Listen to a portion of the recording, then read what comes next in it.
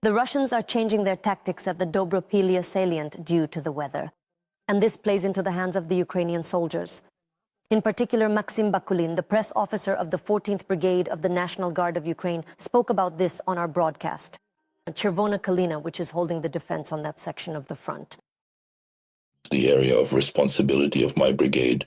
Now the situation is changing a bit, and the greenery is just starting to fall. The foliage, the weather is also changing. There is precipitation now, and as a result, for the enemy, they need to change their tactics, change their approach, because now it's harder for small infantry groups to camouflage themselves, and accordingly harder to infiltrate. That is, they send out two-wheeled vehicles that move forward. Our pilots and artillery are dispatched there accordingly. Then heavier equipment comes in, infantry fighting vehicles to bring in personnel, and instead of accumulating forces, to try to conduct intensive actions through sheer numbers. There are successes almost everywhere. Right now, because while the adaptation process to these changes is ongoing, we have the advantage. In the Pokrovsk direction, the General Staff recorded the highest number of combat clashes in the past day, 52. Russian forces are also trying to break through in the Dnipropetrovsk region and near Kupiansk. The enemy does not cease its active attempts to advance toward Kostiantynivka.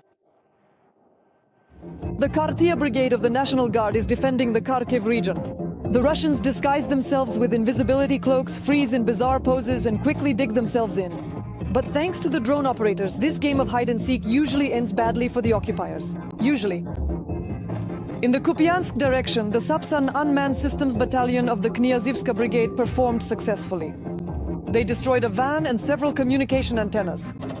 The 1st Separate Assault Regiment, named after Dimitro Kotsiubailo, also took part in encircling the enemy near Dobropillia. Their task was to land troops and cut off the road the Russians were using to supply their blocked group.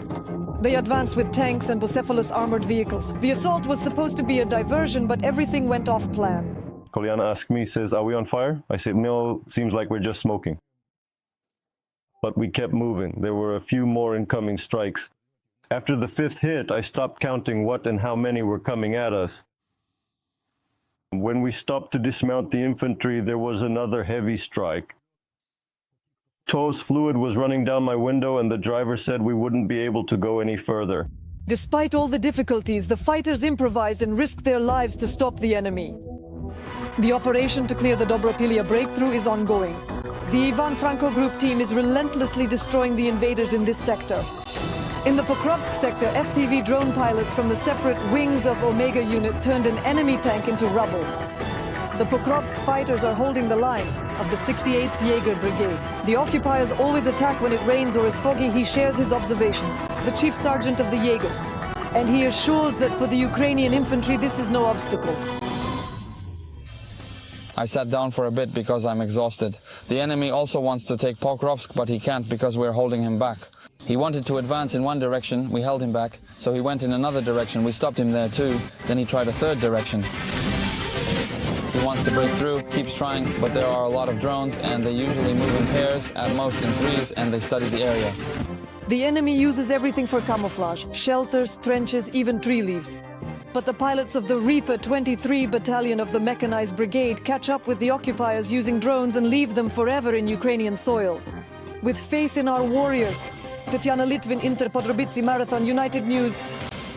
Sumy region endured over 100 shellings in a single day. The enemy mostly attacks with mortars and drones. At night, one of them exploded in the regional center. I will learn more about the consequences from our correspondent Yulia Zaitseva. She is with us for the rest of our lives. Julia, congratulations. You have a word.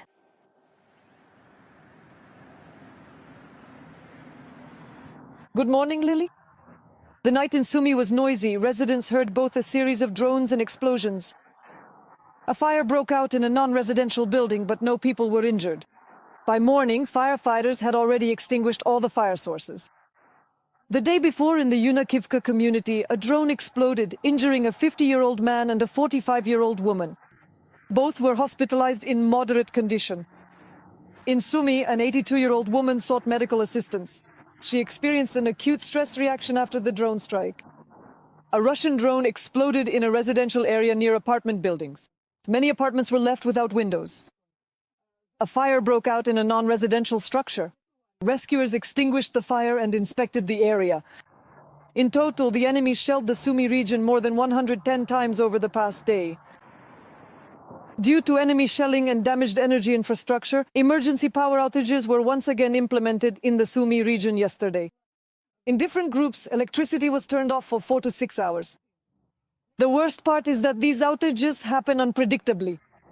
And unfortunately, the situation with power supply remains more difficult in Shostka. Some consumers have been reconnected, but for most, electricity and water are supplied according to schedules. And often that's -10 plus 2. The mayor of Shostka advises residents to prepare for winter, and perhaps to buy wood-burning stoves. The authorities are preparing a mechanism for partial compensation for them. That's all the information I have for now. Lilia? Thank you, colleague. Yulia Zaitseva reported on the security and energy situation in the Sumy region. 2 people were killed in Zaporizhzhia over the past day due to enemy shelling. The Russians carried out more than 1,000 strikes on 14 settlements. Ivan Fedorov, head of the Zaporizhzhia Regional Military Administration, told us about this. In total, we have received reports from residents about 57 destroyed houses and buildings, mostly civilian infrastructure, which the enemy is relentlessly destroying in the Zaporizhzhia region. In the past day, unfortunately, the enemy killed 2 civilians in the Polohi district and wounded 2 more. These were ordinary civilians traveling in their car, which the enemy targeted with an FPV drone.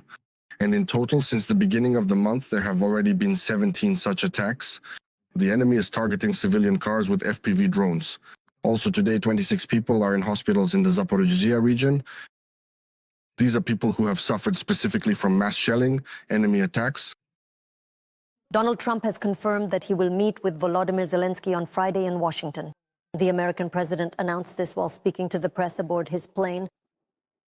Earlier, let me remind you, the president of Ukraine announced that a Ukrainian delegation had already departed for the United States, and that the main topics of the talks would be air defense, Ukraine's long-range capabilities, and pressure on the aggressor country. There were 2 conversations with President Trump. We discussed these matters. Russian attacks on our energy sector and civilian infrastructure. We discussed the issue of air defense, and we discussed the issue of energy. This is a challenge, that's clear. We also talked about Ukraine's new long-range capabilities, and we discussed this with him in detail. 1 phone call was not enough for us. We agreed to continue the next day on Sunday. We spoke with him in a broader circle. We discussed it. The situation on the battlefield is the same. Russia is failing, and those conversations were not enough for us. Although it was a substantive discussion, the team had already left. Prime Minister Yulia Sviridenko, head of the office Andriy Yermak, head of the National Security and Defense Council Rustem Umerov, and some representatives of our diplomatic sector. They left, there will be several meetings, and so on. This week, I will meet with President Trump in Washington.